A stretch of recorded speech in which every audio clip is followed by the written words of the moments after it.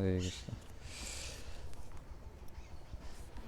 Reading from Bhagavad Gita, chapter 12, text 15. Yasmano vidichate loko, lokano vichate chaya, har samsha marsha bayurvigar, mukto yasa chame priya. He for whom, translation, and purport by His Divine Grace, Srila Bhaktivinoda Srila Prabhupada, Srila Prabhupada.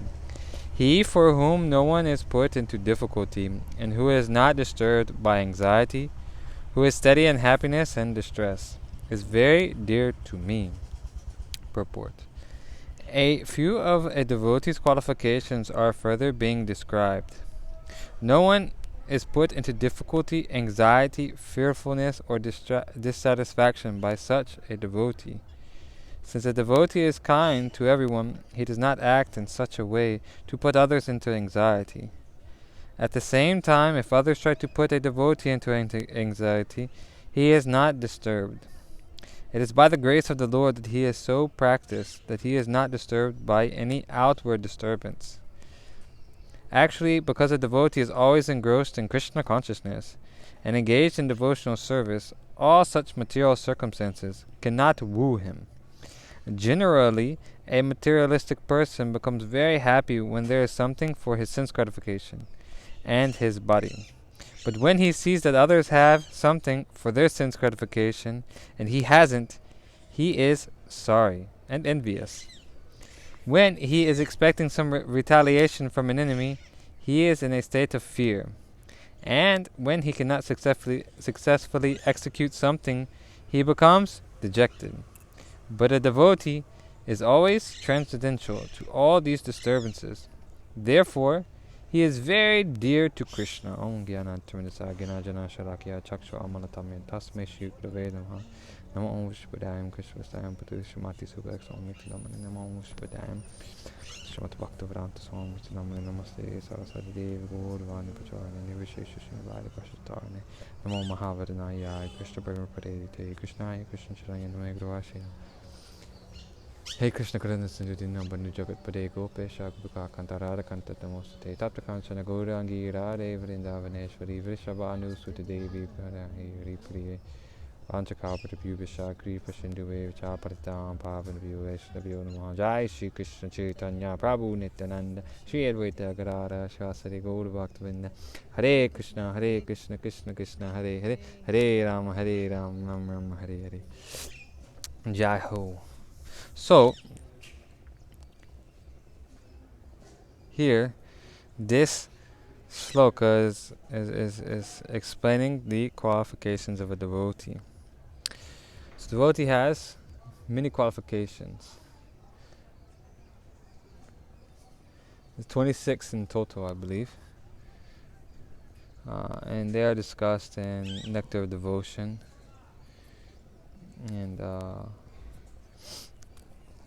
so these qualities are the ornament of a devotee. And currently now, society is in a state of bewilderment. Everyone is hankering after something which they don't have. And what they do have, they're trying to defend it. And what they try to defend, when it's lost, they become very distressed. Lamentation. This is the position.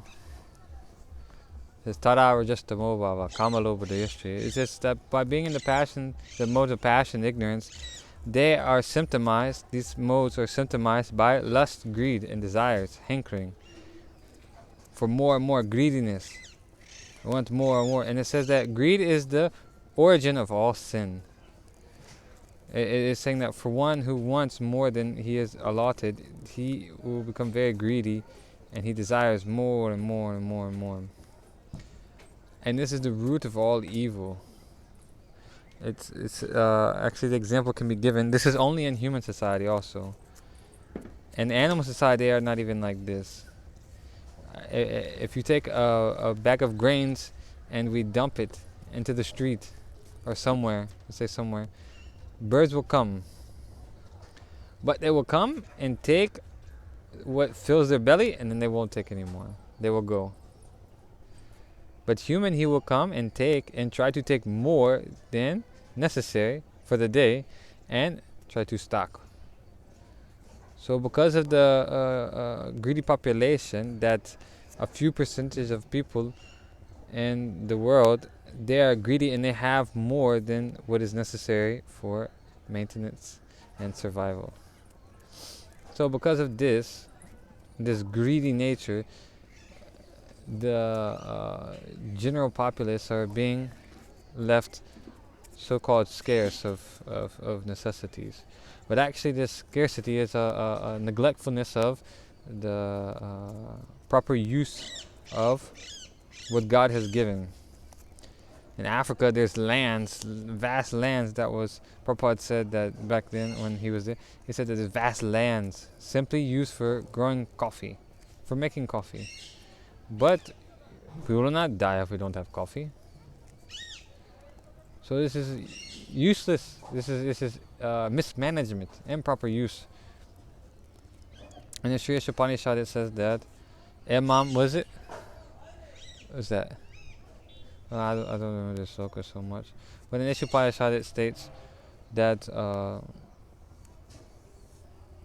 that, or is it Ampur now? No, is that the Ampur now? It's saying it's the complete whole is completely perfect, and from which emanates from this complete perfect, it also is complete and perfect and whole. So this material world is has enough to sustain whatever is coming from it. So it's just our mismanagement is due to whatever difficulties we're facing. So we have to know how to properly use these resources in the service of the Lord. But because the people who are in charge of the worldly affairs, they are not devotees of the Lord, so their qualities are not of godly. They don't have godly qualities. So if you don't have qualities of God, then you have the qualities of Asura. Asura and Asura. Deva and Asura. Deva means like demigod, and Asura means like demon. In Bhagavad Gita chapter 16, it states the divine and demonic qualities. What was it? Dambo, Darpa, Abhimanascha. That is a few of the qualities it states in the Bhagavad Gita. Pride, anger, enviousness, greed, lust, illusion, right? All these harshness. These qualities, who can say they are free from pride? When we do something, we accomplish something very, very nice, and we get some honor from it, we immediately poke our chest out. Look at me, how great I am. We are not free from this. But this is the quality of Asura. Chaitanya Mahaprabhu says, Chunala pisunichana, Taro pisunichana. Amanadam. He says you have to be more humble than a straw in the street, because a straw in the street no one cares for. Step over it, trample it, doesn't matter. And more tolerant than a tree. Who can be more tolerant than a tree? Tree is standing there and has to tolerate all the winter pangs, the summer heat, and then not only that, but the people are coming and chopping off his limbs and taking fruit and not reciprocating. But still, he will not deny them shade. If you try to go sit beneath a tree and take shade from it, it will not deny. It will not say, "Oh no, you took my fruits. I will not do." Or that was my brother or my sister or my mother or my father next to me, but you chopped them down and built your house. But they will still give us shade. That is tolerant like a tree. But who here is tolerant like that? As soon as someone dishonors us, hey, who is this guy to tell me like, or someone trying to instruct us, who is this guy to tell me to do this and that? We are not free from this. But a devotee is titikshas. Titikshas means tolerant. Tolerant. He's willing to tolerate all kinds of insult and humiliation to preach the glories of the Lord. Prabhupada said one who can be a leader is one who can do the lowest task and the highest task. He can run the society. But also, if someone needs to clean the floors, clean the toilets, he will also do. So that is really true. Because he knows that any service in Krishna consciousness is the same. Someone can be pure devotee, be sweeping the floor, or they can be giving class, or they've been cooking, cleaning. He may be pure devotee, maybe sweeping floor in pure devotee, but someone may be giving class and have so much audience and thinking they are great. There's one story, the priest, the Brahmana and the cobbler. Brahmana was very well educated, very scholarly. He had many followers. And he knew the Shastra very well. When he saw Narada Muni, then Narada Muni said he's going to see the Lord. So he said, okay, ask the Lord one question, can you? Yeah, sure. Well, I'll go back to him. He said, okay, I'll go. Then on the way he met the cobbler. The cobbler, he's just simple poor man. Cobbler, he deals with skin of another animal. He's considered muchi, which means unclean. So he sees it, and he's saying Hare Krishna, says, let me go see. So he's interested, he approaches the cobbler, and the cobbler says, sit. Oh, Narada Muni, you're going to see Narayan, aren't you? Okay, can you ask when I'll go back to him? So Narada Muni goes off, he sees the Lord, and then when he sees the Lord says that he does not know when that Brahmana will come back to him. But the cobbler, he will come back next life. And Narada Muni becomes very bewildered by this. He says, Lord, why are you saying like this? Don't you see that Brahmana, he's giving such nice class, so many followers, such nice scholarlyship, and very well dressed, like perfect Brahmin. So okay, you tell like this. He said, but the cobbler, he's so muchi, he's dealing with skin all day. And he doesn't have it, he doesn't have any followers or anything. He said, okay, you do this. When you go back, they'll ask you what the Lord is doing. You tell them that I was taking the elephant and passing it through the eye of the needle this way and that way, this way and that way. Irige, yeah? So, he said, okay, yes, my Lord. And he goes up and he finds, and he returns back and he finds the Brahmana priest, and the Brahmana says, oh, Narayana, no, Narada, you saw the Lord? Jai ho. So, what was he? What did he reply to my question? Did he give me an answer? Narada Muni, he doesn't want to be the bearer of bad news. No one wants to be the bearer of bad news, so he doesn't say. He's just being quiet. He doesn't want to really say. No one likes to spread the bad news.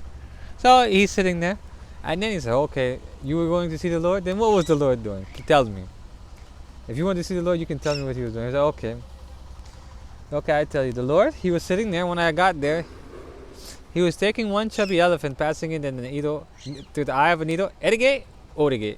Erige, orige. This way, that way. This way, that way. And the Brahmana became very upset and started chastising Narada. What are you doing? You don't tell me this. This nonsense. Get out of here. Telling me this nonsense. Go. Narada Muni, you are not at the Lord. Narada, okay. And Narada Muni could understand. Said, that is why. Okay. Then the cobbler was there.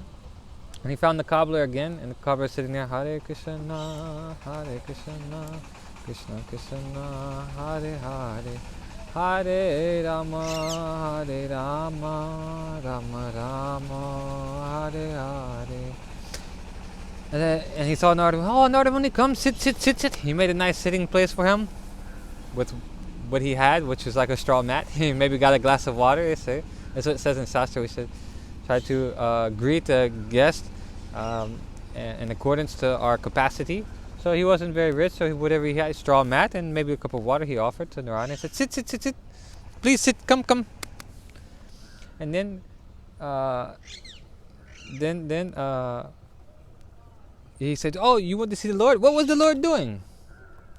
He said, oh, you're already eager to hear about the Lord. Very good. Okay. He said, the Lord, I tell you. You want to hear? Yes, I want to hear what the Lord is doing. Said, okay, the Lord was taking one chubby elephant, passing it in the needle, through the eye of the needle, erige, orige. This way, that way. This way, that way. And the cobbler, he was sitting there. Yes? Really? Oh, Jai, Haribo. He's jumping and shouting and he's dancing. Hare Krishna, Krishna. He's ecstatic, he's jumping and dancing. And Narada, hey, stop, come. He said, you believe? Yes, I believe. You believe. How do you come? He can't. He's having difficulty getting the cobbler to calm down. Nope. Then finally he gets the cobbler to calm down. He said, "Come, sit. Sit. Okay. So you believe this?" He said, "Yes, I believe." He said, "How do you believe?" He said, "I tell you." He said, "The Lord can do anything." He said, "How do you know?" He said, "I can explain. Don't worry." He said, "I sit beneath this banyan tree." He was sitting in between the banyan. Like the banyan tree is like very big and it has like roots everywhere, and the trunk. Usually the trunk is quite large, and sometimes it kind of like hollowed out. So he was sitting in like this hollow banyan tree, and he says, I see that these banyan trees produce fruits, and these fruits fall, and then you see the seeds are there. So I find these seeds, and I find this small seed, yes, and within this small seed is the potency to create this large banyan tree." And I was like, "Well, okay, yeah." He said, and from that seed produces this a banyan tree like this, and from that banyan tree, many other more fruits come, with so many tiny little seeds, in each fruit, and each seed has the potential to make another banyan tree with many more fruits. So there's the potential in one seed to create unlimited banyan trees. Such a large tree. If you ever seen a banyan tree, it's huge trees. I said, so why is it not possible for the Lord to be doing that, putting the elephant through the eye of a needle?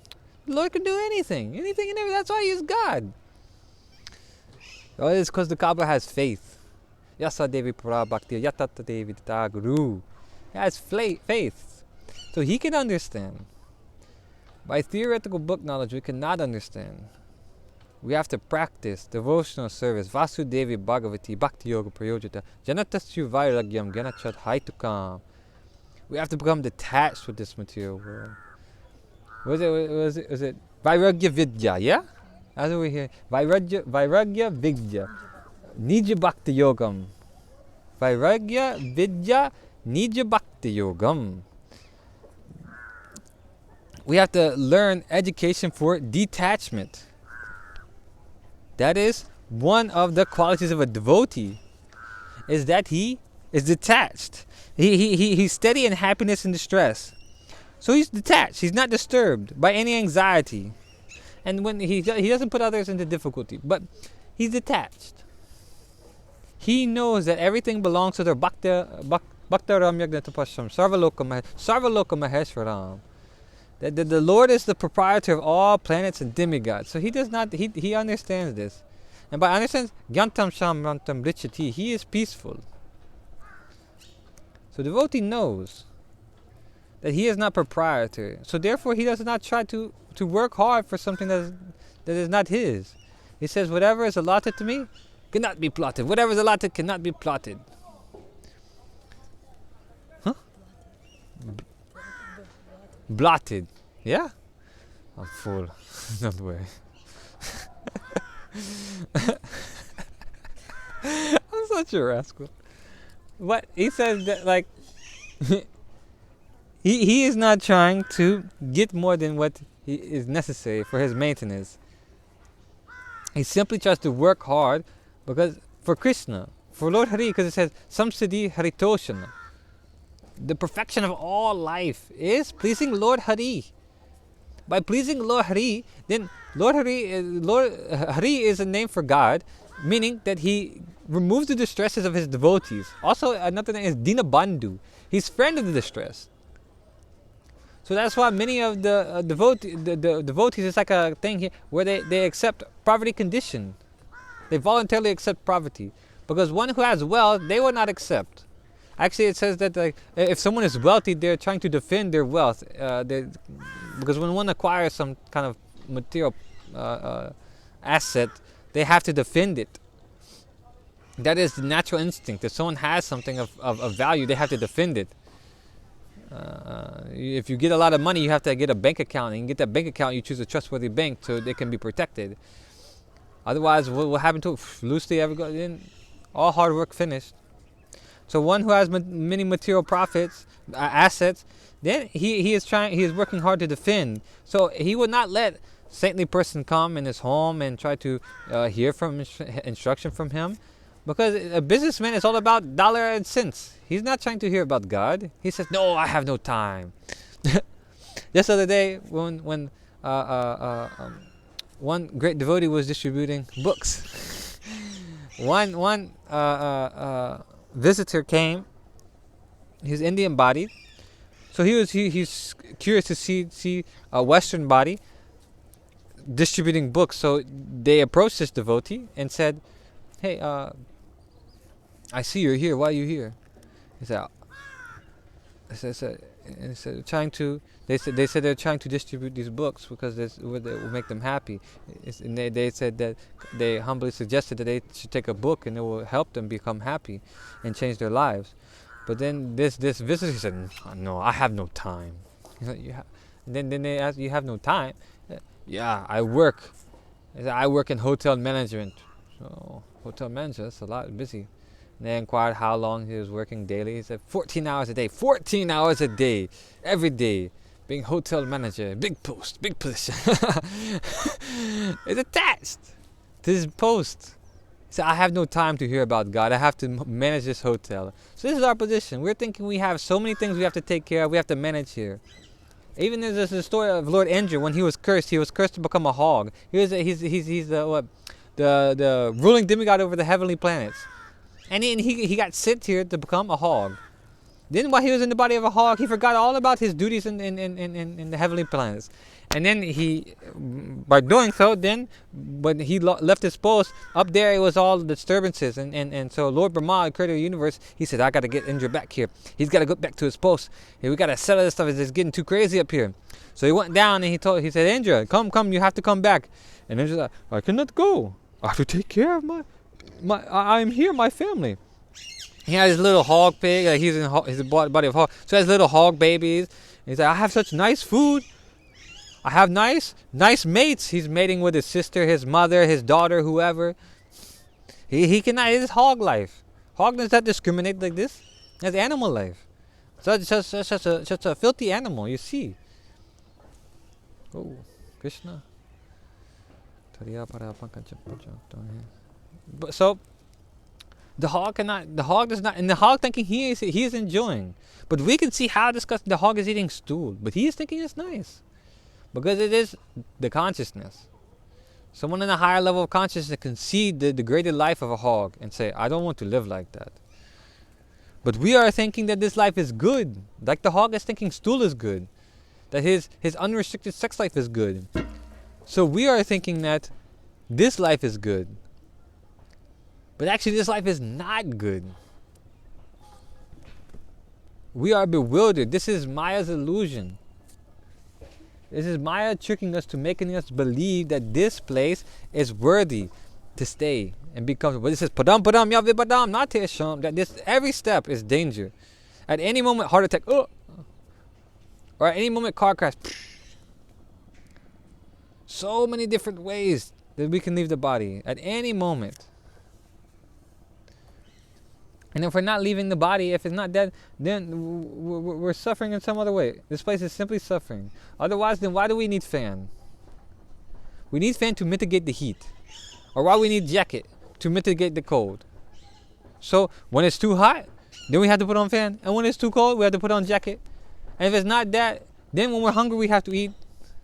Or if we're thirsty, we have to drink water. And then after drinking water or eating, then you have to go to the bathroom. So this is conditional life. Or when it's dark, we need light. Or when it's light, we need shade. We're never comfortable here. But we're thinking we can be comfortable by acquiring some nice job and acquiring lots of money and then say, "Okay, now I'm situated, I can be happy." No, then once you have all that stuff, you have to defend what you have. Or you have to work even harder to maintain what you have. If we get bigger house, we have to work harder to maintain that house. Or if we get big bank account, you have to make sure it's okay. Then you're going to sleep thinking, "Taka, taka." What's that story? Where the Prabhu, he's on the phone, ding, ding. What's the price? He's working all day. He's on the phone saying, "What's the price of this?" "Okay, what's the price of this? What's the price of this?" And he's selling. He's like a stock marketer or something like this. He's in the stock market. He's like a marketer or something. He's doing something. He's always answering phones. One phone in this here, "What's the price?" And another phone this here, "What's the price?" And asking something. Then he's going to sleep, "What's the price?" In his dreams, "What's the price? What's the price? What's the price?" Then when he's waking up, "What's the price? What's the price?" This is not life. This is not peaceful life. But he is not disturbed A devotee is not disturbed. He's not in any state of fear. He doesn't have to worry about anything. He knows that Krishna will take care of him, because he's fully surrendered to Krishna. Said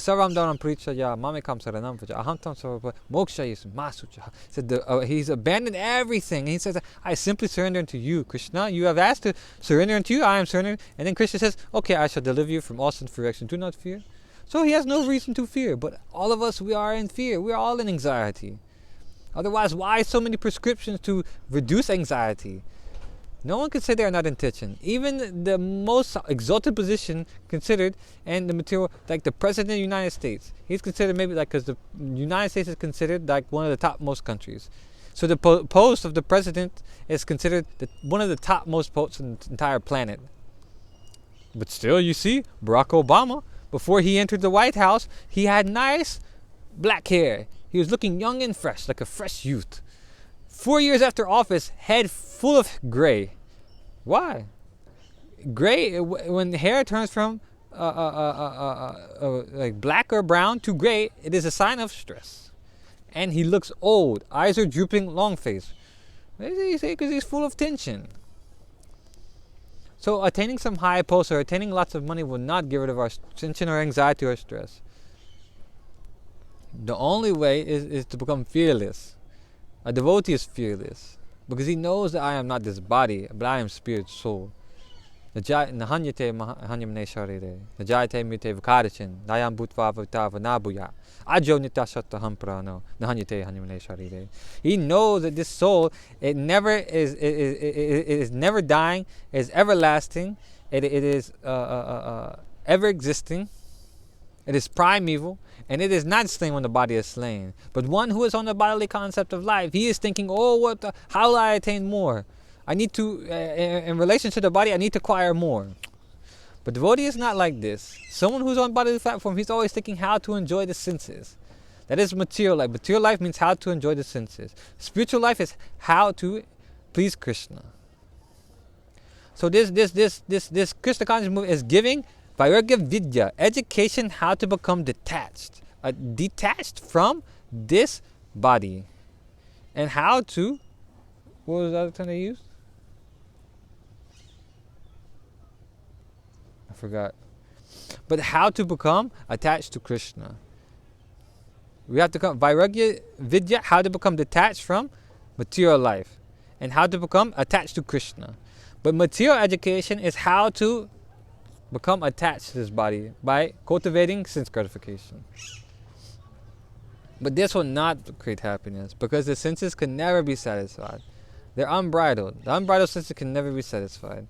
Someone who's thinking, okay, I eat cake. Okay, you eat cake, boom, very nice. Then eating cake more. After the first piece, oh, it was nice. Second piece, oh, it was even better than the first one. Third piece, more. Then eventually, sick. No, I can't eat them more. So what was sweet in the end is now bitter in the beginning, or at the end. No, sweet in the beginning, bitter at the end. That is sanskrit. But we do what? Shreya. What is bitter in the beginning and sweet at the end. That's what we need. That is Krishna consciousness. Because it's like we have jaundice, we have material disease, which is like jaundice. Jaundice is the only remedy for jaundice, yellow fever, is by taking sugar candy. But the one who is affected by the jaundice disease, when he takes sugar candy, it becomes bitter tasting to him.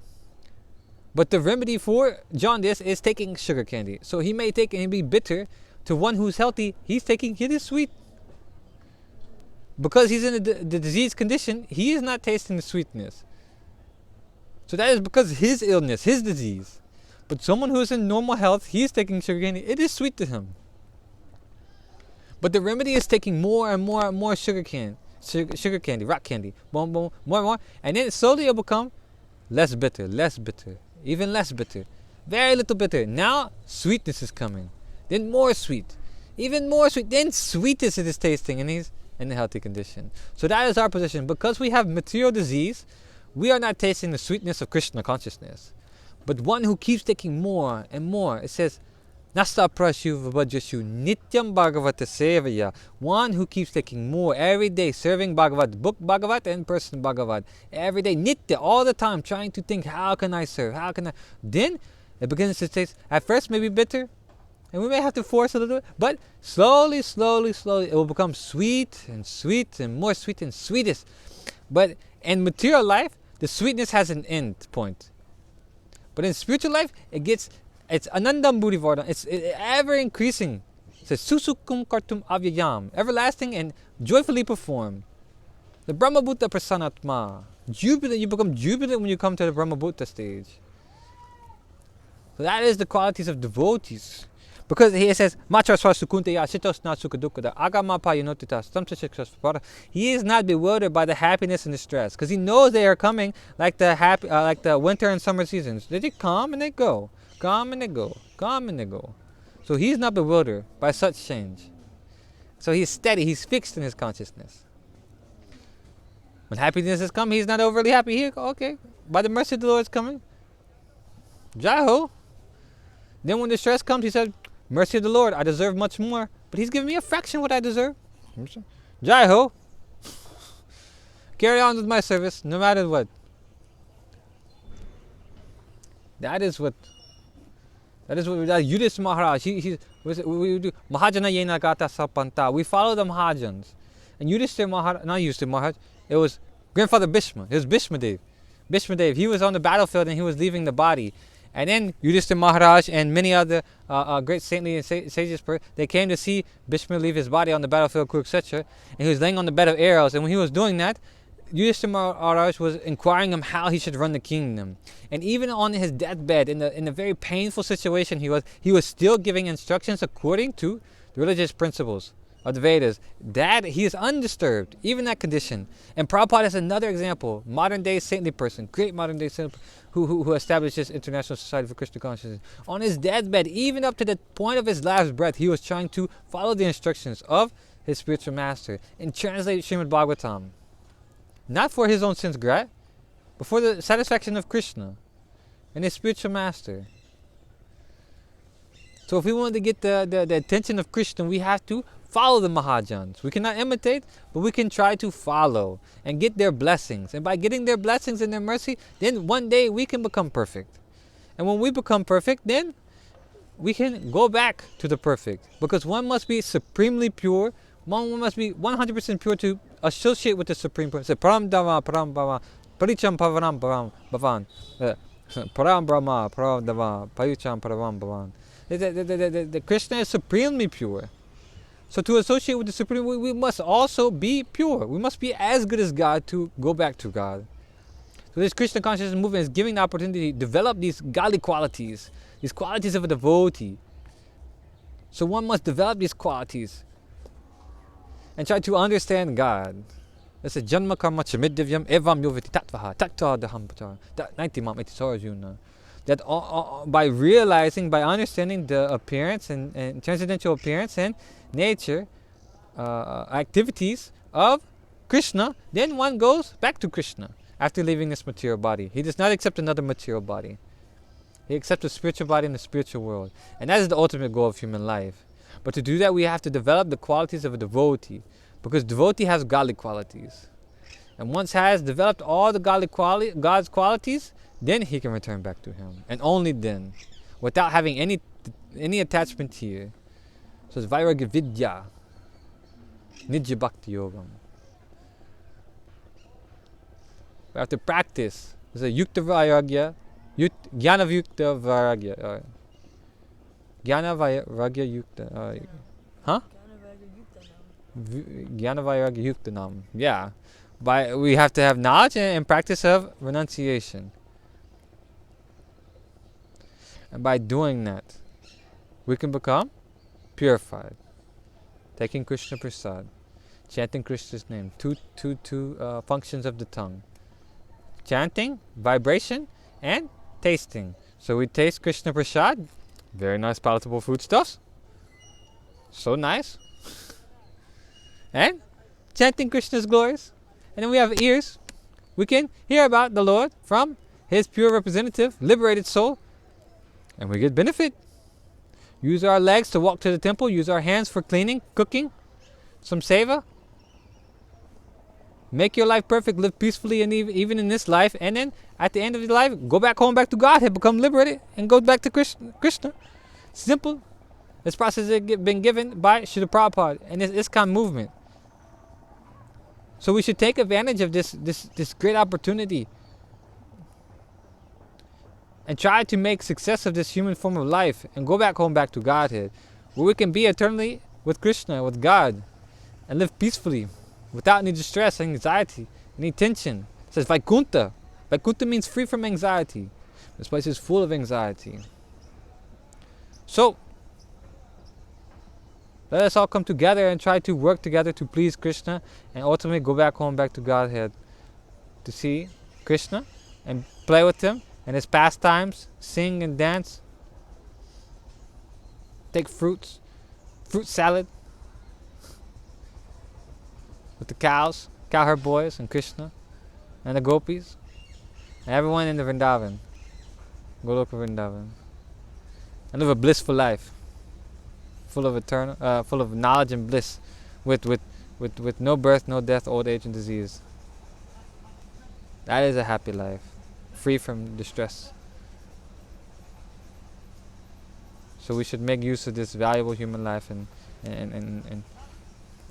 try to make it back to Godhead in one life and not take birth in this material world again. Hare Krishna.